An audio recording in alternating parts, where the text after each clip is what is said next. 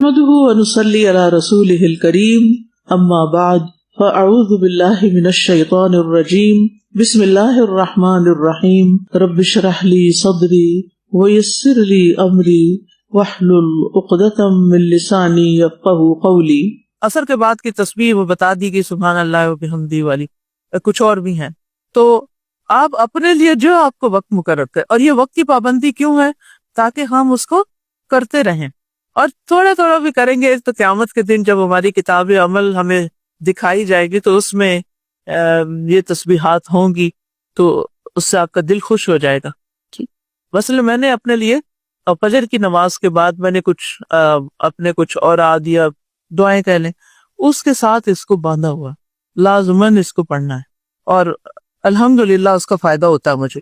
کل سے کچھ لوگوں نے جو فیڈ بیک مجھے ڈائریکٹ دی، اس میں الحمدللہ 3 لوگ ایسے تھے جنہوں نے اپنی بیماری کا ذکر کیا، جیسے سر درد یا کچھ اور پھر کہا کہ میں نے جب یہ تسبیح مسلسل پڑھنی شروع کی اور اس کے بعد میری بیماری غائب تھی، اور مجھے حیران کن انکشاف ہوا۔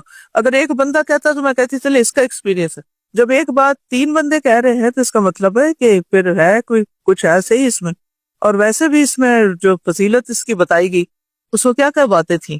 جو شخص نمبر 1 مال خرچ کرنے سے بخل کرے، نمبر 2 دشمن سے لڑنے سے خوف کھائے، رات کے اندھیرے سے ڈرے کہ رات میں مشقت اور اندھیرے سے۔ تو یہ تینوں ہی چیزیں کسی نہ کسی درجے پہ ہمارے ساتھ ہے نا، کہیں نہ کہیں تو ہے، پھر تو یہ ہمارا علاج ہے، یہ تسبیح ان تینوں کمزوریوں کا علاج ہے یہ تسبیح۔ تو انشاءاللہ اگر آپ اس کو ریگولرلی پڑھیں گے تو آپ کو فائدہ ہوگا، اور یقین کے ساتھ پڑھیں گے، اور سبحان اللہ کہتے ہوئے، سبحانہ کہتے ہوئے کیا سوچیں گے؟ اسبح، کیا کہیں گے؟ دل میں، زبان سے تو سبحانہ ہی کہیں گے، اسبح سبحانہ، یعنی میں تسبیح کرتی ہوں جیسے تسبیح کرنی چاہیے اللہ کی پاک، اسبح اللہ سبحانہ، کہ جیسے اللہ کی تسبیح کی جانی چاہیے ویسے تسبیح کرتی ہوں۔ الحمدللہ کہتے ہوئے کیا سوچیں گے؟ محبت کے ساتھ اللہ کی تعریف کریں گے۔ اچھا، تو کون سی تعریف؟ اللہ کے تو بہت خوبصورت نام ہے، افعال ہیں، وہ کس بات پہ تعریف؟ میں اس کو اس طرح لیتی ہوں کہ جس سچویشن میں ہوتی ہوں نا، اس سچویشن کے اندر جو مجھے خیر نظر آ رہی ہوتی، چاہے وہ تکلیف کی حالت کیوں نہ ہو، اس کے اندر جو خیر نظر آ رہی اس پہ میں پھر دل سے کہتے الحمدللہ۔ اور اگر آپ اپنے دماغ کو اس کام پہ لگا دینا کہ وہ ذرا خیر کی باتیں چننے لگے، نعمتیں گننے لگے، تو پھر آپ انشاءاللہ محبت سے ہی حمد کریں گے اللہ کی۔ سب مل کے یہ تسبیح ایک دفعہ پڑھیں، پاک ہے اللہ اور سب تعریف اللہ ہی کے لیے ہے، اور اللہ کے سوا کوئی معبود نہیں، اور اللہ سب سے بڑا ہے، واللہ اکبر۔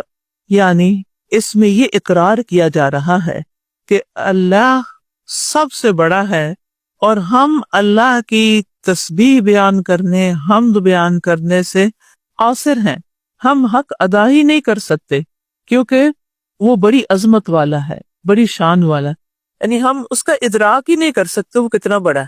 آپ میں سے کوئی بتا سکتا ہے اللہ کتنا بڑا؟ نہیں بتا سکتے نا، کیونکہ ہمارے پاس کوئی پیمانہ ہی نہیں ہے، وہ پیمانوں سے بھی بالا ہے، لیکن ہے وہ سب سے بڑا۔ بس ہمارا یہ عقیدہ ہے، ہمارا یہ یقین ہے کہ وہ سب سے بڑا ہے۔ آپ دیکھیے کہ اللہ سبحانہ وتعالیٰ کی عظمت کو محسوس کرنے کے لیے اللہ کا کلام قرآن مجید تو ہے ہی، لیکن اللہ تعالیٰ کی کائنات میں غور و فکر جو ہے، اور اس کی پیدا کی ہوئی بڑی بڑی اور حیران کن چیزوں میں جب انسان غور کرتا ہے تو اس سے بھی اللہ تعالیٰ کی ایک عجب طرح کی عظمت دل میں آتی ہے، انسان پہ اللہ کی بڑائی کا احساس ہوتا ہے۔ ہماری زمین کس نظام کے اندر ہے؟ اسے کیا کہتے ہیں؟ نظام شمسی یا سولر سسٹم۔ کہا جاتا ہے کہ تقریباً 400 ارب کے قریب نظام شمسی ہیں، ٹھیک ہے؟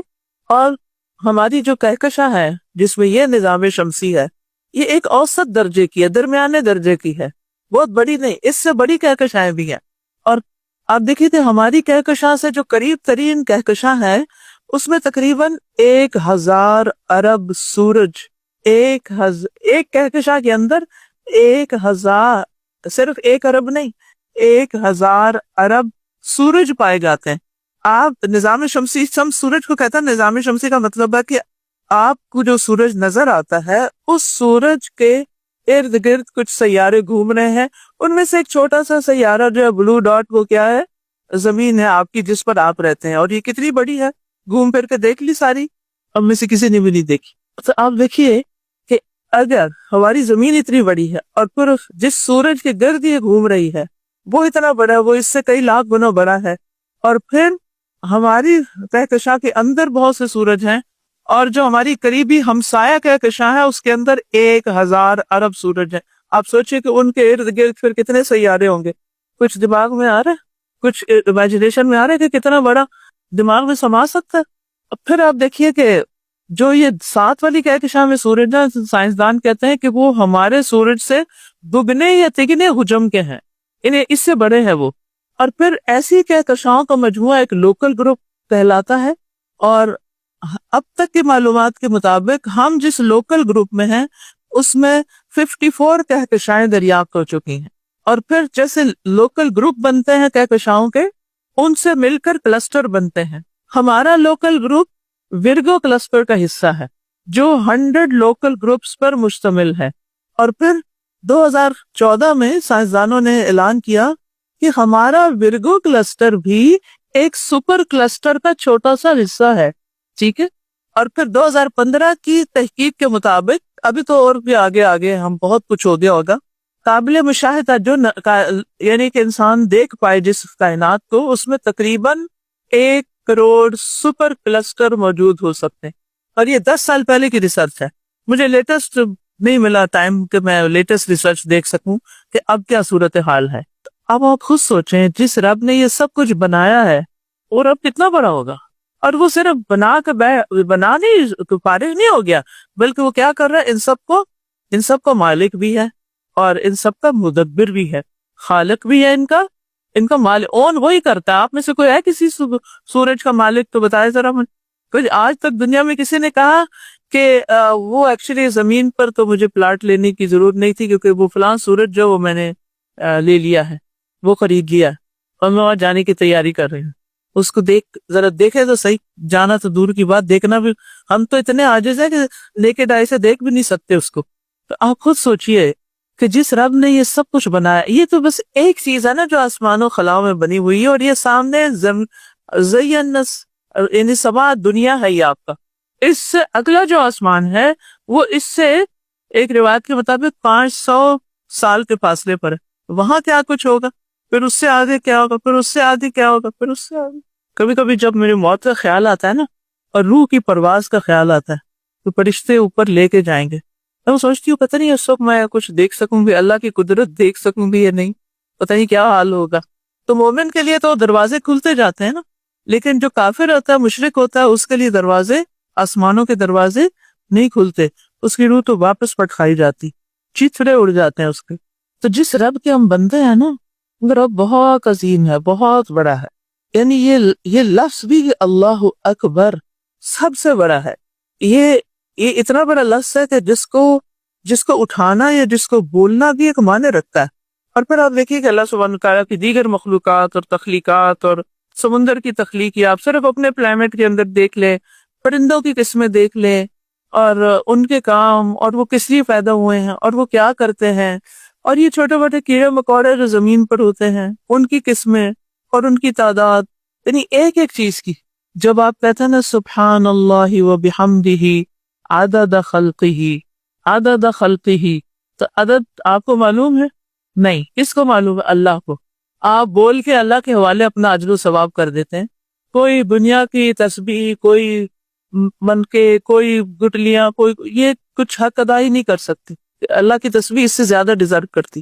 اور جب ہم دل سے کہتے ہیں سبحان اللہ و بحمدہ عدد خلقہ ورضا نفسہ وزنۃ عرشہ ومداد کلماتہ، اللہ کے کلمات بھی نہیں ختم نہیں ہوتے۔ یعنی ایک ہی گو میں نبی صلی اللہ علیہ وسلم نے کتنے جامع الفاظ ہمیں سکھا دی، کتنا اجر و ثواب بندہ کما لیتا ہے، لیکن اس کی پابندی کون کرتا ہے؟ ان کلمات کو صبح سویرے پڑھنے کی کون کرتا ہے؟ چلیے ایک سروے کیجئے، اپنے گھر والوں سے پوچھئے، اپنے دوستوں سے پوچھئے کہ آپ میں سے کتنے لوگ صبح کے وقت یہ تسبیح 3 دفعہ پڑھتے ہیں۔ آپ تو یا کہ نستعین میں پڑھ چکے ہیں یا نہیں پڑھے تو پڑھیں گے۔ مجھے نہیں پتا کہ آپ پابندی بھی کرتے ہیں کہ نہیں کرتے، لیکن اگر آپ جو کرے گا اور جو نہیں کرے گا اس میں قیامت کے دن کسی اعمال نامے میں کوئی فرق ہوگا؟ کتنا فرق ہوگا؟ بہت زیادہ فرق ہوگا۔ بہت زیادہ. لیکن ہم کیوں نہیں پڑھتے؟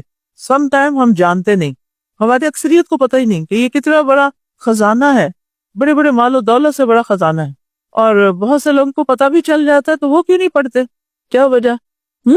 سستی، یاد نہیں رہتا، کیونکہ وہ کو پابندی نہیں لگائی ہوئی نا اپنے اوپر خود پابندی لگائے. نو میٹر واٹ، دنیا میں کہیں بھی ہو، صحت مند ہو یا تندرست ہو، کسی بیمار اسپتال میں پڑے ہوئے ہو، کوئی فرق نہیں پڑتا. زبان تو ہلتی ہے نا، تو ان دعاؤں کو یاد بھی کرنا ہے آپ نے انشاءاللہ. لیکن کتنے افسوس کی بات ہے کہ جو رب سب سے بڑا، جس نے سب کچھ بنایا، جو سب چیزوں کا مالک ہے اور جو سب چیزوں کی تدبیر بھی کر رہا ہے، ان کو تھامے ہوئے ہے کہ زمین پہ گر نہ پڑیں گے، جس نے ہمیں زندگی دی ہے، جس نے ہمیں سب کچھ دیا ہے. افسوس کہ ہم اسی رب کو اہمیت نہیں دیتے. ایسا ہی ہے نا، اگر اہمیت دیتے تو اس کی بات سب سے پہلے رکھتے. ہمارے پاس جو کچھ بھی ہے وہ اللہ کا دیا ہوا ہے، لیکن ہم اس کا شکر کتنا ادا کرتے ہیں، اس کی کتنی تعریف کرتے ہیں.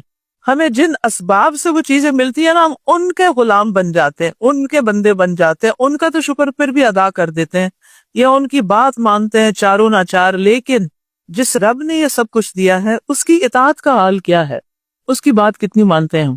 اور کتنی چیزیں ایسی ہیں کہ جو ہمیں مسلسل مل رہی ہیں، جو سورج کی روشنی، کچھ بل نہیں پے کرنا پڑ، آکسیجن ہے، مسلسل استعمال کر رہے ہیں، پانی ہے، بے شمار چیزیں، لیکن ان کے استعمال پر کبھی شکر ادا نہیں کرتے. تو یہ ایک فیکٹ ہے کہ انسانوں نے اللہ کا حق ادا نہیں کیا، حتیٰ کہ اس کی قدر بھی نہیں کی. وما قدر اللہ حق قدرہ. ہونا تو یہ چاہیے تھا کہ ہمارے دلوں میں اللہ کی بڑائی سمائی ہوئی ہو، لیکن ذرا اپنا ہم سب جائزہ لیں، محاسبہ کریں کہ ہمارے دلوں میں کس کس چیز کی بڑائی سمائی ہوئی ہے، کس کس چیز کو ہم بڑا سمجھتے ہیں، کس سے مروب ہیں. سب سے پہلے تو میں کہوں گی کہ اپنے آپ کو ہی بڑا سمجھتے ہیں، اور اسی کا نام کبر ہے. جب تک اللہ اکبر صحیح معنوں میں نہیں ادا کرتے نا، یہ اندر کا کبر نہیں نکل سکتا. یعنی چھوٹی چھوٹی باتوں پہ ہم اوفینڈ ہو جاتے ہیں، چھوٹی چھوٹی باتوں پہ ہم بعض لوگ نماز چھوڑ دیتے ہیں، بعض لوگ اچھے کام کو چھوڑ دیتے ہیں. کیوں؟ کیونکہ اللہ سبحانہ تعالیٰ کی بڑائی کی بجائے کس کی بڑائی ہے دل میں؟ اپنی بڑائی ہے. مجھے یہ کیوں کہہ دیا، میرے ساتھ یہ کیوں ہو گیا. تو جب اگر ہمیں یہ پتا چل جائے نا اللہ سب سے بڑا، تو ہم کیا کہیں گے؟ یہ نہیں کہیں گے میرے ساتھ فلاں نہیں کیوں کر، ہم کہیں گے کوئی بات نہیں، میری کیا، میں کیا ہوں. جب ہم کہہ دیتے ہیں لا الہ، تو اس میں اپنی ذات کی بھی نفی کرتے ہیں، کیونکہ دنیا میں سب سے بدترین معبود قرآن کی روشنی میں کس کو بتایا گیا؟ نفس کو. یہ اندر جو بیٹھا ہوا ہے یہ بدترین الہ ہے. افرأیت من اتخذ الہہ ہواہ افانت تکون علیہ وکیلا. تو ہم جب اللہ کو بڑا سمجھنے لگیں گے تو اس میں اللہ تعالیٰ کو کوئی فرق نہیں پڑنا. وہ آپ سمجھے کہ نہ سمجھے وہ بڑا ہی ہے، لیکن کس کو فرق پڑے گا؟ کہاں تبدیلی آئے گی؟ کیا وہ شخص جو اللہ کو بڑا سمجھتا ہے اور وہ شخص جو اپنی بڑائی کے گھمنڈ میں مبتلا ہے، ان دو انسانوں میں یہ دو انسان ایک جیسے ہو سکتے ہیں؟ نہیں ہو سکتے.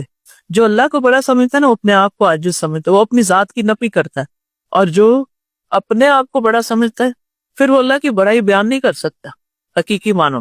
اور پھر آپ دیکھیے یہ شرک کہاں سے جنم لیا شرک نے، کہ اللہ کے ساتھ اوروں کو بھی بڑا سمجھ لیا، ان کو بھی کسی قابل سمجھ لیا اور ان کے آگے ان سے ہم نے امیدیں وابستہ کر لی. تو بہرحال یہ چار کلمات جن میں اللہ تعالیٰ کی تسبیح ہے، حمد ہے، تکبیر ہے، بہترین کلمات ہیں. نبی صلی اللہ علیہ وسلم نے ان کے بارے میں فرمایا کہ یہ چار کلمات کہنا، سبحان اللہ والحمد للہ ولا الہ الا اللہ واللہ اکبر، کہنا میرے نزدیک ہر اس چیز سے زیادہ محبوب ہے جس پر سورج طلوع ہوتا ہے. یہ صحیح مسلم کی روایت ہے. سورج کس کس چیز پہ طلوع ہوتا ہے؟ ہر چیز پہ طلوع ہوتا ہے. سمندر پہ سورج طلوع ہوتا ہے، پہاڑوں پہ ہوتا ہے، گھروں پہ ہوتا ہے، زمین پہ، ہر چیز پہ سورج طلوع ہو رہا ہوتا ہے. آپ ان کو امیجن کریں. ان سب چیزوں سے زیادہ محبوب، اس میں انسان بھی آ جاتے ہیں، اس میں مال و دولت بھی آ جاتا ہے، ساری چیزیں آ جاتی. تو کیا ہم ان کو اپنے محبوب کلمات نہیں بنائیں گے؟ آپ کی سنت تو یہی ہے نا، آپ ان سے محبت کرتے تھے، ہمیں بھی کیا کرنا ہے؟ ان کلمات سے محبت کرنا ہے. اور اگر ان کلمات سے ہمیں محبت ہوگی تو پھر ہم ان کو بار بار دہرائیں گے بھی. سبحان اللہ والحمد للہ ولا الہ الا اللہ واللہ اکبر.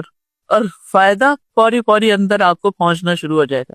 یہ کلمات تھوڑی سی ترتیب پہ آگے پیچھے اس کے ساتھ بھی آتا ہے، تھوڑی ایک تفصیلی حدیث میں مزید کچھ بھی آتا ہے. ایک اور حدیث ہے، انس بن مالک کہتے ہیں کہ ایک بدوی شخص رسول اللہ صلی اللہ علیہ وسلم کے پاس آیا اور کہنے لگا، اے اللہ کے رسول، مجھے خیر سکھا دیجئے، کوئی بھلائی کی بات بتا دیجئے۔ آپ نے فرمایا یہ پڑھا کرو، سبحان اللہ والحمد للہ ولا الہ الا اللہ واللہ اکبر۔ کہتے ہیں کہ اس نے اپنے ہاتھ پر یہ 4 کلمات شمار کیے، سبحان اللہ والحمد للہ ولا الہ الا اللہ واللہ اکبر، انگلیوں پہ گن لیا 4 باتیں، ٹھیک ہے، پھر چلا گیا، پڑھتا رہا، پھر واپس آیا۔ تو جب رسول اللہ صلی اللہ علیہ وسلم نے اس کو دیکھا تو آپ مسکرائے اور فرمایا کہ سوالی نے کچھ غور و فکر کیا، یعنی آپ دیکھ کے چہرہ پہچان گئے کہ کچھ سوچ کے آیا۔ تو اس نے عرض کیا، اے اللہ کے رسول، سبحان اللہ والحمد للہ ولا الہ الا اللہ واللہ اکبر، یہ سب تو اللہ کے لیے، یہ تو اللہ کی تعریف ہے، میرے لیے کیا ہے؟ تو رسول اللہ صلی اللہ علیہ وسلم نے فرمایا کہ جب تو سبحان اللہ کہتا ہے تو اللہ تعالیٰ فرماتا ہے تو نے سچ کہا، جب تو الحمدللہ کہتا ہے تو اللہ تعالیٰ فرماتا ہے تو نے سچ کہا، اور جب تو اللہ اکبر کہتا ہے تو اللہ تعالیٰ کہتے ہیں کہ تو نے سچ کہا، اور جب تو لا الہ الا اللہ کہتا ہے تو اللہ تعالیٰ فرماتا ہے تو نے سچ کہا، اور جب تو اللہ اکبر کہتا ہے تو اللہ تعالیٰ فرماتا ہے سچ کہا، ٹھیک ہے۔ اور جب تو اللہم اغفر لی کہے گا تو اللہ تعالیٰ فرمائے گا میں نے کر دیا۔ کیا مطلب ہے اللہم اغفر لی؟ اللہ مجھے بخش دے۔ اللہم ارحمنی، اللہ مجھ پہ رحم فرمایا، تو اللہ تعالیٰ کیا فرمائے گا؟ میں نے کر دیا رحم تم پہ۔ اور تو جب کہے گا اللہم ارزقنی تو اللہ تعالیٰ فرمائے گا میں نے کر دیا کہ اللہ مجھے رزق دے۔ تو عرابی نے اپنے ہاتھ پر پھر 7 کلمات شمار کیے، 4 یہ اور 3 کون سے؟ اللہم اغفر لی، اللہم ارحمنی، اللہم ارزقنی، ٹھیک ہے۔ تو آپ نے اب ان کا بھی اضافہ کر لینا ہے، اور یہ 3 چیزیں اگر اللہ کے وعدے کے مطابق مل گئی تو پھر کسی چیز کی کمی رہے گی دنیا میں؟ سب کچھ مل گیا، ہمیں نہ مانگنے کا ڈھنگ نہیں آتا۔ پھر اسی طرح یہ تسبیحات پڑھنا ایک طرح کا صدقہ کرنا بھی ہے، صدقے کا نعم البدل بھی ہے۔ نبی صلی اللہ علیہ وسلم نے فرمایا تم میں جو کوئی آدمی صبح کرتا ہے اس کے ہر جوڑ پر صدقہ لازم ہے، تو ہر مرتبہ سبحان اللہ کہنا صدقہ ہے، ہر مرتبہ الحمدللہ کہنا صدقہ ہے، اور ہر مرتبہ لا الہ الا اللہ کہنا صدقہ ہے، ہر مرتبہ اللہ اکبر کہنا صدقہ ہے، نیکی کا حکم دینا صدقہ ہے، اور برائی سے روکنا صدقہ ہے۔ تو اس طرح ہمارا صدقہ بھی ادا ہو جاتا ہے۔ بعض اوقات تو آپ کالا بکرا صدقہ کرتے ہیں نا، لیکن ہر ایک کے پاس کالا بکرا نہیں ہوتا، اور میرے خیال ہے لوگوں نے شاید اتنے کالے کر دیے ہیں کہ ہو سکتا ہے ان کی نسل ہی ختم ہو گئی ہے، واللہ اعلم۔ کوئی بھی بکرا آپ کر سکتے ہیں، کالے کی کوئی شرط نہیں ہے، لوگوں نے خود ہی لگائی ہوئی ہے، ٹھیک ہے۔ اچھا، تو ہر ایک کے پاس مال نہیں ہوتا کہ روز صدقہ کرے، تو ان کلمات کے پڑھنے سے صدقہ بھی ادا ہو جائے گا۔ میری ایک اور فائدہ رسول اللہ صلی اللہ علیہ وسلم نے فرمایا بے شک اللہ نے 4 قسم کے جملے منتخب فرمائے، سبحان اللہ والحمد للہ ولا الہ الا اللہ واللہ اکبر۔ جو شخص سبحان اللہ کہے اس کے لیے 20 نیکیاں لکھی جاتی ہیں اور اس سے 20 گناہ معاف کر دیے جاتے ہیں، اور جو شخص اللہ اکبر کرے اس کے لیے بھی یہ ثواب ہے، اور جو لا الہ الا اللہ کہے اس کا بھی یہی ثواب ہے، اور جو شخص اپنی طرف سے الحمدللہ رب العالمین کہے اس کے لیے 30 نیکیاں لکھی جاتی ہیں یا 30 گناہ معاف کر دیے جاتے ہیں۔ تو اس سے کیا پتہ چلتا ہے کہ یہ کلمات گناہوں کا کفارہ بھی ہیں، اور فائدے لکھتے جا رہے ہیں، صدقہ بھی ہیں، گناہوں کا کفارہ بھی ہیں۔ مسند احمد کی ایک روایت میں ہے نبی صلی اللہ علیہ وسلم نے فرمایا روئے زمین پر جو آدمی بھی یہ کہہ لے لا الہ الا اللہ واللہ اکبر و سبحان اللہ والحمد للہ ولا حول ولا قوت الا باللہ، یہ اس کے سارے گناہوں کا کفارہ بن جائے گے، اگرچہ وہ سمندر کی جھاگ کے برابر ہی کیوں نہ ہو۔ اسی طرح ایک اور روایت میں آتا ہے کہ رسول اللہ صلی اللہ علیہ وسلم ایک درخت کے پاس سے گزرے جس کے پتے سوکھ چکے تھے، آپ نے اس پر اپنی لاٹھی ماری تو پتے جھڑنے لگے، پھر آپ نے فرمایا الحمدللہ و سبحان اللہ ولا الہ الا اللہ واللہ اکبر۔ اب میں جس پہلے عرض کیا نا ترتیب کا فرق بھی ہے، کبھی الحمدللہ پہلے ہے، کبھی سبحان اللہ پہلے ہے، بات وہی ہے۔ یہ کہنے سے بندے کی گناہ اسی طرح جھڑتے ہیں جس طرح یہ درخت کے پتے جھڑے۔ اس سے ایک اور بات بھی سیکھنے کو مل رہی ہے، وہ کیا ہے؟ نبی صلی اللہ علیہ وسلم کی تعلیم و تدریس کا، تربیت کا طریقہ، کہ ہر بات صرف زبانی نہیں بتاتے تھے، کچھ چیزیں مثال سے اور کچھ ایکٹیویٹی کے ذریعے سکھاتے تھے، اس سے انسان کو جلدی سمجھ آ جاتی ہے۔ سمجھ آ گئی؟ اچھا، اب اس سے ملتا جلتے کچھ اور کلمات بھی ہیں جو لکھے ہوئے ہیں، یہاں سے پڑھ دیجئے دعا، پھر اس کے بعد میں اس کی وضاحت کرتی ہوں۔ نیکسٹ دعا، اللہ اکبر کبیرا والحمد للہ کثیرا وسبحان اللہ بکرۃ واصیلا۔ اللہ سب سے بڑا ہے، بہت بڑا، کبیرہ فعیل کے وزن پر، اور سب تعریف اللہ ہی کے لیے ہے، بہت زیادہ، کثیرہ بہت کثرت سے، اور صبح اور شام اللہ کی پاکی ہے، اور اللہ کی پاکی بیان کرتی ہوں میں صبح اور شام۔ صبح شام بندہ کرتا ہے دن کے دو اطراف کناروں پر، تو کیا ہے دن پورا بیچ میں آتا ہے، جو کام صبح آپ کے منہ سے ہو نا پھر دن میں بھی وہ یاد آ جاتا ہے، جو رات ہونے پہ پڑے تو وہ رات کو بھی پھر آپ کی آنکھ کھلتی ہے تو آپ پڑھ لیتے ہیں۔ ابن عمر کہتے ہیں، صحیح مسلم کی روایت ہے کہ ایک دفعہ ہم رسول اللہ صلی اللہ علیہ وسلم کے ساتھ نماز پڑھ رہے تھے کہ لوگوں میں سے ایک آدمی نے کہا اللہ اکبر کبیرہ والحمد للہ کثیرہ وسبحان اللہ بکرۃ واصیلا۔ رسول اللہ صلی اللہ علیہ وسلم نے پوچھا یہ کلمہ کہنے والا کون ہے، کس نے پڑھا یہ؟ لوگوں میں سے ایک آدمی نے کہا اللہ کے رسول وہ میں ہوں۔ یہ نہیں، چپ ہو گئے سارے، جواب دیا کہ وہ میں ہوں۔ آپ نے فرمایا مجھے ان پر بہت حیرت ہوئی، ان کے لیے آسمان کے دروازے کھول دیے گئے۔ ابن عمر کہتے ہیں میں نے جب سے آپ سے یہ بات سنی اس کے بعد ان کلمات کو کبھی نہیں چھوڑا۔ یہ تھے صحابی، خیر کی بات سنی، نیکی کی بات سنی، پھر پلے باندھ لی، کبھی چھوڑا ہی نہیں اس کو۔ دعا سیکھنا تو اپنی جگہ ہے، صحابہ کے طریقے بھی سیکھیں اور علم کو عمل میں لانے کا طریقہ بھی سیکھیں۔ اب اپنے دماغ میں پلان کریں کہ سب پڑھیں گے، آپ یہ سوچ لیا، لکھ بھی لیں، پھر یہ نہ گھر جا کے یاد ہی نہ رہے، اگلے دن یاد ہے او میں نے پڑھنا تھا پر سوری یاد نہیں رہا۔ کتنی بڑی بات ہے، آسمان کے دروازے کھل رہے ہوں آپ کی تسبیح کے لیے، یعنی عزت دینے والی بات ہے، اس کی اہمیت بتانے کی بات ہے۔ اور اس میں آپ دیکھیں وہ دل بھر کی طرح اللہ اکبر کبیرہ، یعنی صرف اللہ اکبر نہیں کہا، اس نے ساتھ اضافہ کر لیا، یعنی میں نے اللہ کی بڑائی بیان کی بہت ہی زیادہ۔ اور یہ کہنا دراصل اللہ تعالیٰ کے حکم کو ماننا ہے۔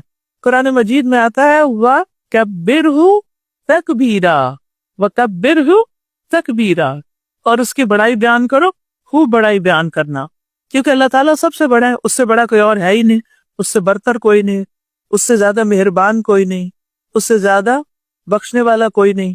جتنی بھی اس کے صفات ہیں، جتنے بھی اس کے افعال ہیں، اس میں کوئی نہ اس کے مقابل ہے نہ اس سے آگے ہے کوئی، وہی سب سے بڑا ہے، اپنی ذات میں بلند ہے، اپنی صفات میں بلند ہے۔ کیا اللہ سے زیادہ کسی کے پاس طاقت ہے؟ نہیں۔ کیا اللہ سے بڑھ کر کسی کے پاس قدرت ہے؟ کوئی اور قادر ہے اللہ سے بڑھ کے؟ نہیں۔ کیا کوئی اور اللہ سے بڑھ کر بے نیاز ہے، غنی ہے؟ نہیں۔ کیا اس سے بڑھ کر کوئی رحم فرمانے والا ہے؟ اور کوئی بات سوچے اس سے بڑھ کر، اس سے زیادہ کوئی علم والا ہے، اس سے زیادہ کوئی بلندی والا ہے، اس سے زیادہ وسعتوں والا کوئی ہے، الواس ہے، اس سے زیادہ کوئی محبت کرنے والا ہے، اس سے زیادہ کوئی ہے جس سے محبت کی جائے؟ الودود کے دو معنی ہوتے ہیں نا، محبت کرنے والا اور وہ جس سے محبت کی جائے، اسی سے لفظ مودود ہے، اور اسی سے پھر آگے کیا بنا لیا گیا؟ مودودی۔ نام تو بہت لوگ لیتے ہیں، اگر آپ ان سے پوچھیں اس کا مطلب بتائیں تو بعض لفظ ہم بولتے ہیں لیکن چونکہ غور نہیں کرتے اس لیے معنی بھی نہیں سوچتے، تو یہ ودود سے ہی ہے، ود سے۔ تو جب دل بے چین ہو، جب بے یقینی کی کیفیت ہو، خوف کی کیفیت ہو، بے چارگی کی کیفیت ہو، ڈاکٹرز بھی جواب دے جائیں، کوئی وسیلہ ہی نہ ہو، دوائیں خریدنے کے پیسے ہی نہیں، ڈاکٹر کے پاس جانے کے لیے اسباب ہی نہیں، کوئی تیمارداری کرنے والا نہیں، بے کس، کوئی پرسان حال نہیں، کوئی مہربان نہیں زندگی میں، لیکن وہ ہے، وہ نہیں چھوڑتا۔ تو ایسے اوقات میں کیا کریں؟ اس کو پکاریں، کس کے ذریعے؟ ان کلمات کے ذریعے جس سے آسمان کے دروازے کھل جائیں۔ تو جب آپ کا دل بے چین ہو تو اس سے کیا آ جائے گا؟ چین۔ جب پریشان ہو، حیران ہو تو کیا ہو جائے گا؟ کیا آ جائے گا اندر؟ سکون۔ جب نیند نہ آ رہی ہو تو اس کو پڑھنا شروع کر دیں تو کیا ہوگا؟ نیند آ جائے گی۔ اللہ کی بڑائی بیان کرنے سے مشکلات حل ہوتی ہیں، مصیبتیں ٹل جاتی ہیں، پریشانیاں اٹھا لی جاتی ہیں، غموں کے بادل چھٹ جاتے ہیں، بیماریوں کو شفا مل جاتی ہے، ایمان پختہ ہوتا ہے، خیر اور بلائی کے دروازے کھلتے ہیں، آسمانوں کے دروازے بھی کھول دیے جاتے ہیں۔ اور اس کے برعکس جب آپ اللہ کو کبیرہ نہیں مانتے، اکبر کبیرہ، تو پھر کیا ہوتا ہے؟ تکبر پیدا ہو جاتا ہے، اور اخلاقی برائیوں میں ساری برائیوں کی جڑ تکبر ہوتا ہے۔ جتنے بھی انسان کی بد اخلاقیاں نا، اگر دیکھا جائے تو اس کی جو روٹ کاز ہے وہ تکبر ہے۔ تو حقیقی کبریائی صرف اللہ ہی کے لیے، اور کبریائی اللہ کی چادر ہے۔ اللہ تعالیٰ فرماتا ہے کبریائی میری ردا ہے، عظمت میری ازار ہے۔ جو بندوں میں سے ان صفات میں مجھے چیلنج کرے گا میں اسے جہنم میں داخل کروں گا. ایک روایت میں جہنم میں پھینک دوں گا. تو اللہ تعالیٰ کی متکبر ہونا دراصل اللہ کی بڑائی کو چیلنج کرنا ہے، اور یہ اللہ تعالیٰ کو پسند نہیں.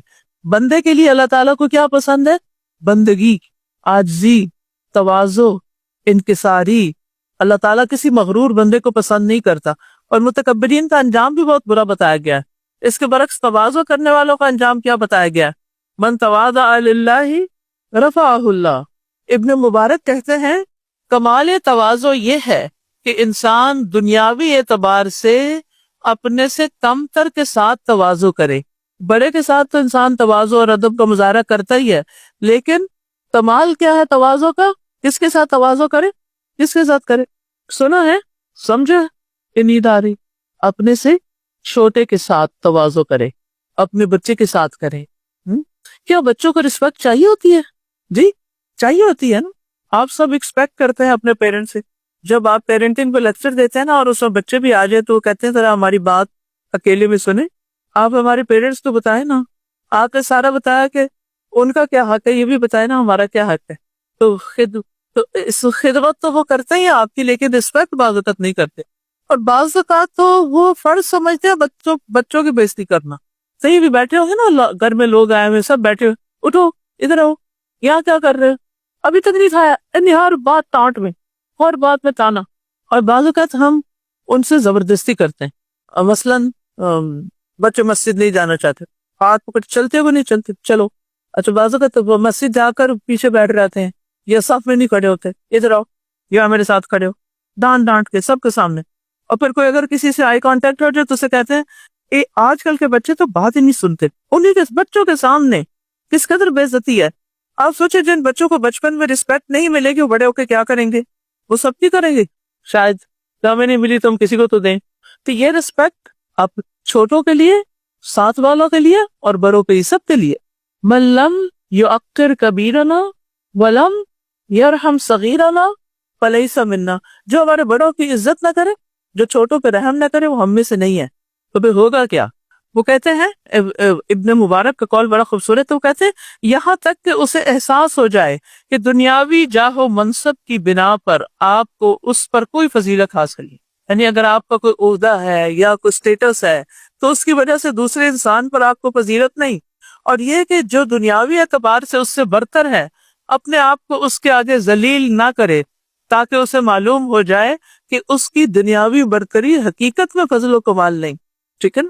اللہ کی عزت کس بنا پر ہوتی ہے سب کو پتہ ہے، تقویٰ کی بنا پر. ٹھیک ہے نا؟ تو بہرحال جو شخص تواضع اختیار نہیں کرتا نا، تو قتادہ کہتے ہیں جسے اللہ نے مال یا جمال یا علم یا اسباب ظاہری سے نوازا ہو، پھر وہ تواضع نہ کرے تو قیامت کے دن یہی نعمتیں اس کے لیے وبال بنے گی. اچھا تکبر کی علامت کیا ہوتی ہے؟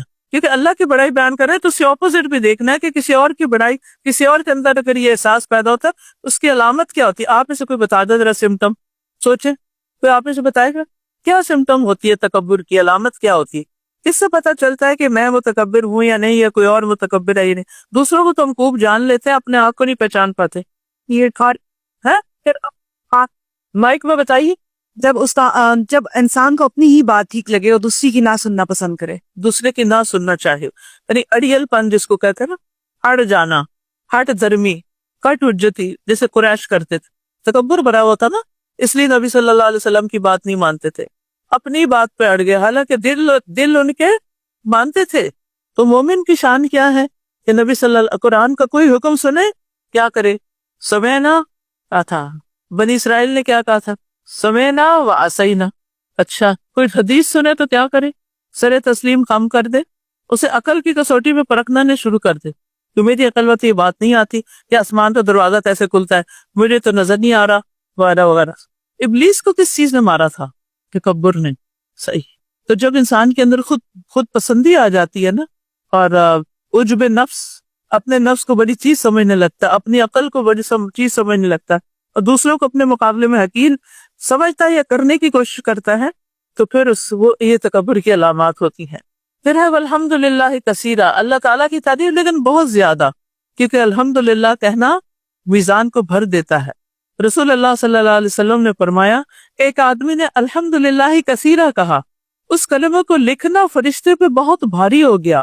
اس نے اپنے رب عز و جل سے مراجعہ کیا تو اسے کہا گیا جس طرح میرے بندے نے کثیرہ کہا اسی طرح لکھ لو، جس انداز میں کہا ہے نا ویسا ہی لکھ لو، یعنی میں خود اس کی جزا دوں گا۔ اور سبحان اللہ بکرتم و اصیلا، یہ بکرتم و اصیلا کی قید کیوں لگائی گئی؟ آپ اسے کو بتانا چاہے گا؟ سبحان اللہ کہنا کیا کافی نہیں تھا؟ بکرتم و اصیلا کیوں کہا گیا؟ جی اصبتی احسنتی، ٹھیک ہے۔ یہ جو 2 اوقات ہوتے ہیں نا، اس میں دن اور رات کے فرشتے جمع ہوتے ہیں اور ہمارا اعمال نامہ اوپر جا رہا ہوتا ہے۔ تو آغاز میں بھی یہ بات ہو جائے، آخر میں بھی ہو جائے تو بہترین اعمال نامہ گیا۔ ویسے بھی صبح و شام کے ذکر کی فضیلت ہے۔ سنن نبی داؤد میں آتا ہے جو لوگ نماز فجر سے سورج نکلنے تک اللہ کا ذکر کریں، آپ نے فرمایا مجھے ان کے ساتھ بیٹھے رہنا زیادہ پسند ہے اس سے کہ اولاد اسماعیل سے 4 غلام آزاد کروں، اور میں ایسے لوگوں کے ساتھ بیٹھا رہوں جو نماز عصر سے سورج غروب ہونے تک اللہ کا ذکر کریں، یہ زیادہ پسند ہے اس سے کہ 4 غلام آزاد کروں۔ یعنی ان اوقات کی اپنی بھی فضیلت ہے، یہ فضیلت کے اوقات ہیں۔ اب دیکھیے شام میں تو عصر کے وقت تو ہم سب کی بڑی مصروفیت ہو جاتی ہے، والعصر ان الانسان لفی خسر، لیکن فجر کے بعد تو کر ہی سکتے ہیں، چاہے گھر کا بھی کوئی کام کاج کر رہے ہیں ساتھ ساتھ ذکر کرتے رہیں۔ اور ویسے بھی آپ دیکھیے کہ یہ سارے کلمات جو ہے تسبیح کے، تکبیر کے، تحمید کے، یہ اللہ تعالیٰ کی محبت حاصل کرنے کا سبب ہے۔ جب آپ پیار سے اللہ کا ذکر کریں گے تو الجزاء من جنس العمل، آپ کے دل میں محبت ہوگی، آپ خوشی سے یہ کر رہے ہیں تو نتیجہ کیا ہوگا؟ آپ کو بھی یہ سب کچھ ملے گا اللہ کی طرف سے۔ اور ویسے بھی اللہ کی محبت اللہ کی توحید کے بغیر حاصل نہیں ہو سکتی۔ اور دل میں جتنی بھی چیزیں ہیں ان میں سے سب سے قیمتی اور خوبصورت چیز کون سی ہے؟ اپنے دلوں کا جائزہ لیں، کبھی لیا جائزہ کیا کیا بھرا ہوا اس میں، کیا کیا سوچتی رہتی ہوں؟ اس میں سب سے زیادہ خوبصورت خیال، سب سے زیادہ خوبصورت احساس، سب سے خوبصورت چیز اللہ کی محبت ہے۔ اس جیسی کوئی نعمت ہی نہیں، یہ روح کی زندگی ہے، دل کا سرور ہے، آنکھوں کی ٹھنڈک ہے۔ جو اس کو ایکسپیرینس نہیں کرتے وہ بہت بڑی خیر سے محروم ہو جاتے ہیں۔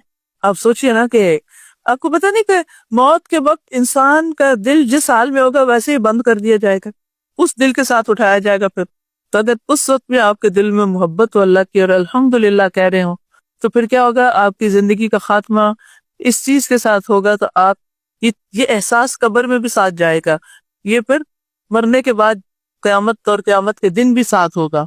تو اللہ کی محبت پانے کے لیے آپ نے کیا کرنا ہے؟ کیا کرنا ہے؟ کیا کرنے کا کام بتایا؟ بولے نا، تسبیحات کی پابندی کرنی ہے، صبح و شام پڑھنی ہے۔ اور اللہ کی محبت کے بھی درجات ہیں، کچھ لوگوں کے اندر ہوتی ہے محبت، کسی بھی مخلوق کے اندر، کئی نان مسلم کے اندر ہوتی ہے، لیکن جو ایمان والے ہوتے ہیں اللہ تعالیٰ ان کی محبت کو اشد حباً کہتے ہیں، سب سے زیادہ محبت۔ اور اس کی دعا بھی کرنی چاہیے، اللہم انی اسألک حبک وحب من یحبک وحب عمل یقربنی الی حبک۔ جب اللہ سے محبت ہوتی ہے تو پھر کس چیز سے محبت سب سے زیادہ ہوتی ہے؟ قرآن سے، کیونکہ باقی چیزیں اللہ کی مخلوق ہے اور قرآن کیا ہے؟ کلام ہے، اللہ کا کلام ہے، اور کلام اللہ کی صفت ہے، تو آپ کو اس سے محبت ہو جاتی۔ اور جب اللہ کے کلام سے محبت، اس کے بعد اللہ کے رسول صلی اللہ علیہ وسلم سے محبت ہوتی، اس دین سے، اور دین کی طرف جو دین میں عمل کرنے والے لوگ ہیں ان سے بھی محبت ہوتی ہے، خود بخود ہوتی ہے، کوئی اور نہیں ڈالتا۔ صحابہ آپ کے رشتہ دار سے کوئی محبت ہے نا؟ کیوں ہے؟ صحابیات سے محبت کیوں ہے؟ انہوں نے دین سے محبت کی اور دین کی خاطر قربانیاں کی، تو یہ محبت کی ایک مٹھاس بھی ہوتی، ایک خوبصورتی ہوتی، جب وہ دل میں آ جاتی ہے نا تو دنیا کی اٹریکشن کم ہو جاتی، یہ اس کی علامت ہوتی، اور انسان گناہوں اور نافرمانیوں سے بچنے لگتا ہے، اور پھر اللہ تعالیٰ کی حقیقی معنوں میں قدر آتی ہے، دل میں تعظیم آتی ہے، اللہ کی عبادت کو دل چاہتا ہے۔ اللہ تعالیٰ انسان ان سے محبت کرتا ہے جو اللہ سے محبت کرتے ہیں، اور ان سے بغض رکھتا ہے جو اللہ سے بغض رکھتے ہیں، پھر اعمال میں استقامت آتی ہے۔ تو آپ کے لیے، ہم سب کے لیے ضروری ہے کہ کیا کریں؟ اللہ کی محبت حاصل کرنے کی کوشش کریں۔ کیسے؟ ہاتھ پہ ہاتھ رکھ کے، آرام فرما کے، کیا خیال؟ اللہ کی محبت کی باتوں کو انجوائے کر کے۔ آپ دیکھیں جس سے محبت ہوتی ہے نا، کوئی اس کا ذکر کر دے، دل کی کیسی ہے کہ حالت بدلتی ہے۔ آپ کو ماؤں کو بچوں سے محبت ہوتی ہے، ہر جگہ ان کی باتیں کرتی ہے، کیونکہ ان کو مزہ آتا ہے اس کی بات کر۔ تو جسے اللہ سے محبت ہوتی ہے اس کو مزہ آتا ہے اللہ کی بات کرتے. اور یہ پیدا کیسے ہوگی؟ کائنات میں غور و فکر سے، اللہ کی صفات جان کر، اللہ کا کلام پڑھ کے، اللہ سے محبت کرنے والوں کے پاس بیٹھ کر، مخلوق کے ساتھ احسان کر کے، وہ کام کر کے جن سے اللہ محبت کرتا ہے، جن کام کرنے والوں سے جیسے ان اللہ یحب التوابین یحب المتطہرین، پاک صاحب رہنے کی کوشش کرے. آپ کے اندر اتنی اچھی خوبیاں آئیں گی. احسان کے درجے میں آپ اللہ کی عبادت